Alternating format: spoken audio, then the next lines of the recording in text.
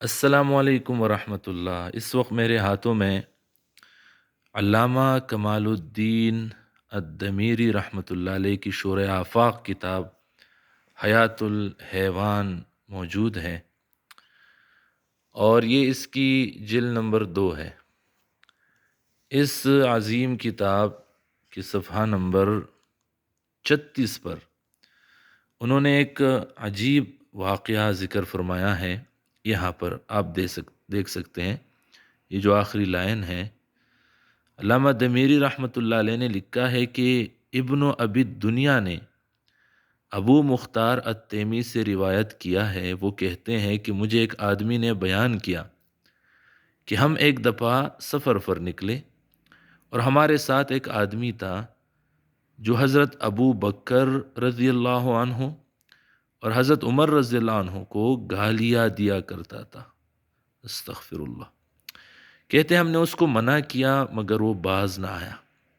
ایک دن وہ اپنی کسی ضرورت کے لیے باہر نکلا تو اس پر بڑے جمع ہو گئی، سرخ بڑے جو خطرناک قسم کی ہوتی ہے، اس پر بڑے جمع ہو گئی۔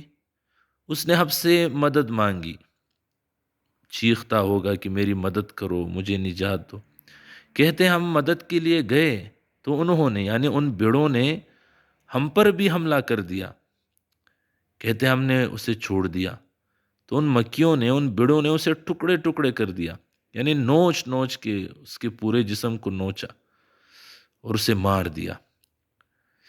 کہتے ہیں علامہ دمیری اسی طرح اسے ابن السبا نے اسی طرح اس ابن السبا نے اس کو شفاء الصدور میں روایت کیا ہے، اور یہ الفاظ زیادہ کیے ہیں کہ پھر ہم نے اس کے لیے قبر کھو دی تو زمین سخت ہو گئی اور ہم قبر نہ کھود سکے۔ استغفر اللہ۔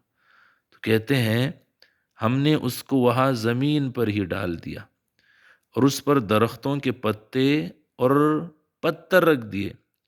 کہتے ہیں ہمارے ساتھیوں میں سے ایک آدمی پیشاب کر رہا تھا کہ ان بڑوں میں سے، یعنی وہی جس نے اس آدمی کو مار دیا، ان بڑوں نے جو حضرت ابو بکر اور عمر رضی اللہ عنہ کو گالیاں دیا کرتا تھا، ان بڑوں میں سے ایک بڑ اس کے ذکر پر یعنی شرمگاہ پر آ بیٹھی، مگر اس نے اسے تکلیف نہ دی، اس بڑ نے ہمارے ساتھی کو تکلیف نہ دی۔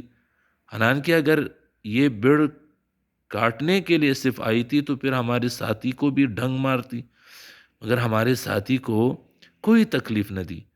تو کہتے ہیں ہم سمجھ گئے کہ وہ بڑے اللہ کی طرف سے معمور تھی۔ حضرات صحابہ کرام، اللہ کی دربار میں ان کا بہت بڑا مقام ہے۔ اللہ ہمیں ان کی قدر کرنے، ان کا ادب و احترام کرنے کی توفیق عطا فرمائے۔ السلام علیکم ورحمۃ اللہ وبرکاتہ۔